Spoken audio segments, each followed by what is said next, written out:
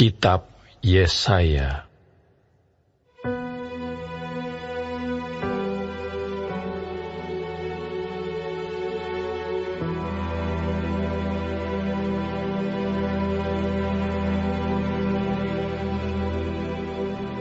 Penglihatan yang telah dilihat Yesaya bin Amos tentang Yehuda dan Yerusalem dalam zaman Uzia, Yotam, Ahaz dan Hizkia, raja-raja Yehuda. Dengarlah hai langit, dan perhatikanlah hai bumi, sebab Tuhan berfirman, Aku membesarkan anak-anak dan mengasuhnya, tetapi mereka memberontak terhadap aku. Lembu mengenal pemiliknya, tetapi Israel tidak. Keledai mengenal palungan yang disediakan tuannya, tetapi umatku tidak memahaminya.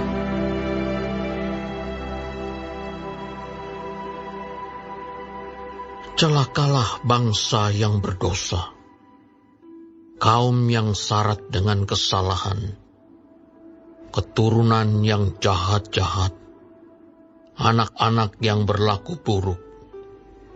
Mereka meninggalkan Tuhan, menista yang Maha Kudus Allah Israel, dan berpaling membelakangi Dia.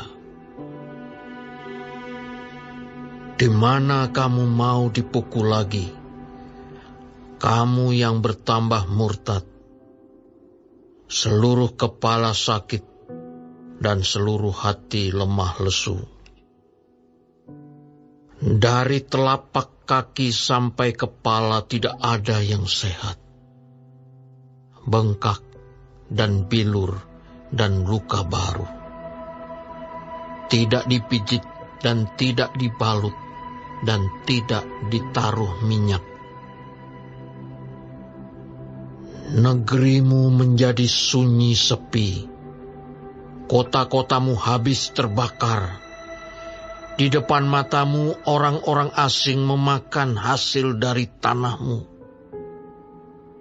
Sunyi sepi negeri itu seolah-olah ditunggang balikan orang asing.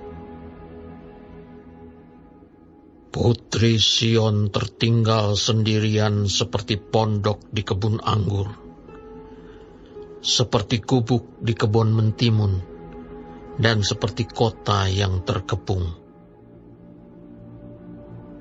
Seandainya Tuhan semesta alam tidak meninggalkan pada kita sedikit orang yang terlepas, kita sudah menjadi seperti Sodom dan sama seperti Gomora.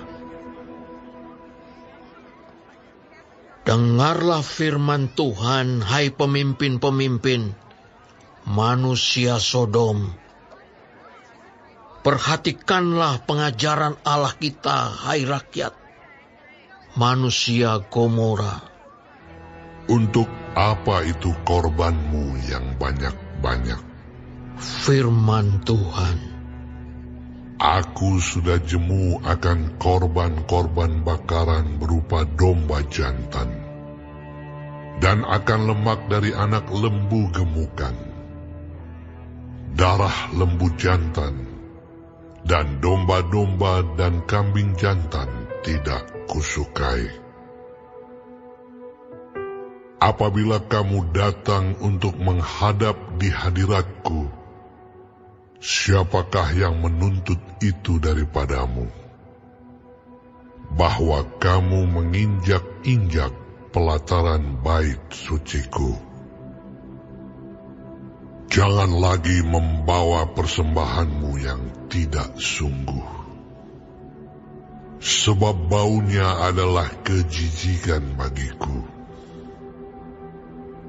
Kalau kamu merayakan bulan baru dan Sabat, atau mengadakan pertemuan-pertemuan, aku tidak tahan melihatnya, karena perayaanmu itu penuh kejahatan.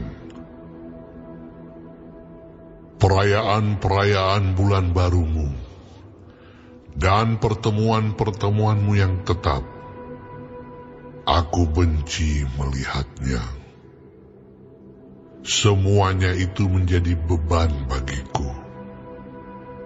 Aku telah payah menanggungnya.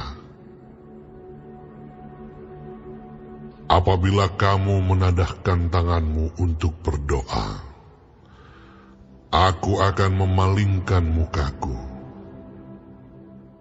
Bahkan sekalipun kamu berkali-kali berdoa, aku tidak akan mendengarkannya, sebab tanganmu penuh dengan darah. Basuhlah, bersihkanlah dirimu, jauhkanlah perbuatan-perbuatanmu yang jahat dari depan mataku. Berhentilah berbuat jahat, belajarlah berbuat baik, usahakanlah keadilan, kendalikanlah orang kejam, belalah hak anak-anak yatim, perjuangkanlah perkara janda-janda. Marilah, baiklah kita berperkara. Firman Tuhan. Sekalipun dosamu merah seperti kirmiji, akan menjadi putih seperti salju. Sekalipun berwarna merah seperti kain kesumba, akan menjadi putih seperti bulu domba. Jika kamu menurut dan mau mendengar, maka kamu akan memakan hasil baik dari negeri itu. Tetapi jika kamu melawan dan memberontak, maka kamu akan dimakan oleh pedang. Sungguh Tuhan yang mengucapkannya. Bagaimana ini? Kota yang dahulu setia sekarang sudah menjadi sundal. Tadinya penuh keadilan dan di situ selalu diam kebenaran. Tetapi sekarang penuh pembunuh. Perakmu tidak murni lagi dan arakmu bercampur air. Para pemimpinmu adalah pemberontak dan bersekongkol dengan pencuri. Semuanya suka menerima suap dan mengejar sogok. Mereka tidak membela hak anak-anak yatim, dan perkara janda-janda tidak sampai kepada mereka. Sebab itu demikianlah firman Tuhan. Tuhan semesta alam, yang maha kuat pelindung Israel. Aku akan melampiaskan dendamku kepada para lawanku, dan melakukan pembalasan kepada para musuhku. Aku akan bertindak terhadap engkau. Aku akan memurnikan perakmu dengan garam soda, dan akan menyingkirkan segala timah daripadanya. Aku akan mengembalikan para hakimmu seperti dahulu, dan para penasihatmu seperti semula. Sesudah itu engkau akan disebutkan kota keadilan, kota yang setia. Sion akan kubebaskan dengan penghakiman yang adil, dan orang-orangnya yang bertobat akan kubebaskan dengan tindakan yang benar. Tetapi orang-orang yang memberontak dan orang-orang berdosa akan dihancurkan bersama, dan orang-orang yang meninggalkan Tuhan akan habis lenyap. Sungguh, kamu akan mendapat malu karena pohon-pohon keramat yang kamu inginkan. Dan kamu akan tersipu-sipu karena taman-taman dewa yang kamu pilih. Sebab kamu akan seperti pohon keramat yang daunnya layu, dan seperti kebun yang kekurangan air. Maka yang kuat menjadi seolah-olah kapas, dan pekerjaannya menjadi seolah-olah bunga api. Keduanya menimbulkan api, dan tidak ada yang dapat memadamkan.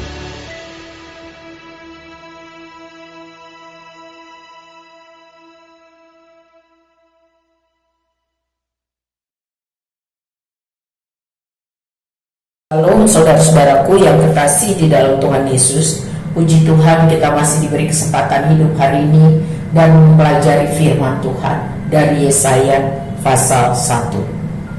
Saudara, dalam zaman raja-raja Uzia, Yoram, Ahaz, Hizkia, dan Raja Yehuda, dicatat dengan urapan Tuhan bahwa mereka sebenarnya hidup tidak setia, memberontak terhadap Tuhan.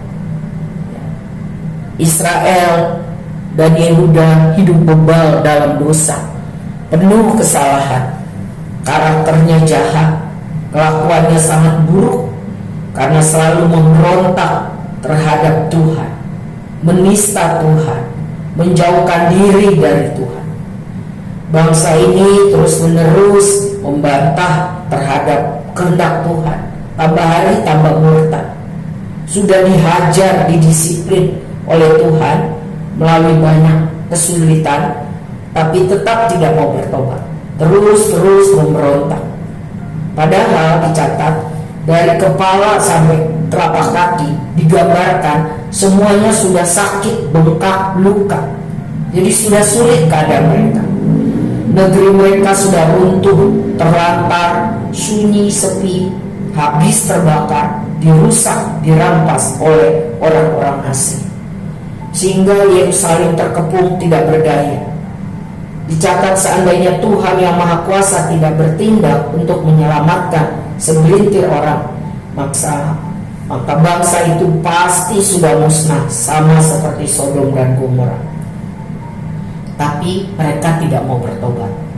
Jadi Yesaya berseru-seru, didorong oleh Tuhan untuk menyatakan isi hati Tuhan, agar Yerusalem dan Yehuda bertobat. Sebab Tuhan sudah muak atas korban-korban persembahan yang mereka berikan.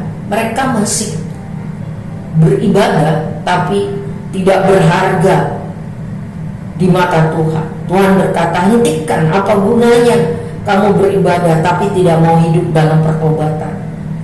Tuhan tidak sudi menerimanya karena ibadah itu di mata Tuhan hanya pura-pura saja.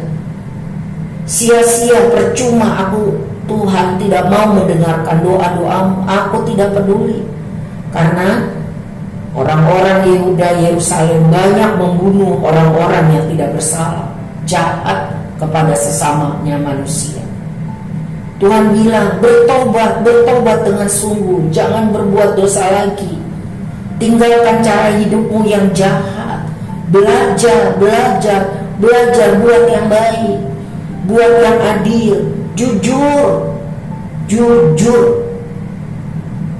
Tolong orang-orang miskin, orang teraniaya, anak yatim dan janda. Itulah daftar dosa-dosa orang-orang Yehuda, Yerusalem saat itu. Lihatlah di ayat 18, dicatat Tuhan bersabda, mari kita bereskan persoalan ini. Sekalipun dosamu merah seperti kirmisi, Tuhan dapat menjadikannya seputih salju. Sekalipun dosamu merah seperti kusumba, Tuhan dapat menjadikannya putih seperti bulu domba. Jadi meskipun banyak dosamu, tetapi Tuhan bisa mengampuni sepenuhnya asal sungguh-sungguh bertobat. dan mau hidup taat kepada firman Tuhan, lakukan firman Tuhan. Ya, maka janji Tuhan, kamu akan menikmati hasil yang baik dari negeri ini. Apa yang kamu usahakan Tuhan akan berkati, asal mau bertobat dan hidup taat kepada firman Tuhan. Tapi jika kamu terus-terus memberontak terhadap Tuhan, kamu akan mati di tangan musuhmu. Dulu orang-orang di Yerusalem itu hidupnya setia kepada Tuhan, sikapnya adil, jujur. Tapi sekarang dibandingkan dengan kelakuan seperti pelacur, seperti pembunuh. Dulu diibaratkan seperti perak murni, sekarang gak berharga lagi karena terlalu banyak kekotoran di dalam hidup. Dulu digambarkan engkau seperti anggur yang murni, sekarang seperti arak yang sudah sangat bercampur dengan banyak air, tidak berharga, tidak enak. Para pemimpin mereka adalah pemberontak yang bekerja sama dengan para pencuri. Para pemimpin berkorupsi, tidak bela hak-hak orang sengsara. Sebab itu Tuhan akan mencurahkan murkanya, karena mereka bukan lagi dianggap sebagai umat Tuhan, tetapi sebagai musuh-musuh Tuhan. Ngeri. Tuhan akan turun tangan untuk memurnikan dari segala macam kotoran yang ada supaya disingkirkan. Tuhan akan memberikan hakim-hakim yang baik, penasehat-penasehat yang bijaksana seperti waktu dulu. Yerusalem akan disebut lagi sebagai kota keadilan, kota yang setia. Tuhan itu adil. Ya. Setiap penduduk Yerusalem yang bertobat akan ditebus Tuhan dengan cara yang adil dan benar. Tapi orang-orang yang terus memberontak, terus hidup dalam dosa, akan dihancurkan. Bahkan orang-orang berkuasa, kalau mereka jahat, akan dilenyapkan. Tidak ada yang dapat menghentikan proses kehancuran ini, karena ini datangnya dari tangan Tuhan. Saudaraku, membaca pasal ini, bukankah itu persis refleksi keadaan hidup manusia saat ini? Serupa benar dengan gambaran tentang pemberontakan terhadap Tuhan dan tidak mau melakukan firman Tuhan, terus hidup dalam kebebalan. Ya, bukankah itu persis dengan keadaan hidup manusia saat ini? Tapi kalau sampai hari ini kita masih hidup dan dapat beribadah, khususnya dapat mendengar firman Tuhan hari ini, itu artinya Tuhan sabar masih memberi kesempatan bagi kita. Mari kita menyelidiki hati kita, buka hati kita, minta Allah Roh Kudus menegur kelakuan kita yang salah. Apabila masih ada hidup kita di dalam dosa dan kita tidak mau bertobat, biarlah hari ini kita responi berita firman Tuhan ini dengan hidup memberi diri kepada Tuhan, mengaku dosa kita, bertobat, hidup di dalam kekudusan dan standar kebenaran firman. Hidup berkenan kepada Tuhan. Jangan sampai murka Tuhan datang dan tidak ada waktu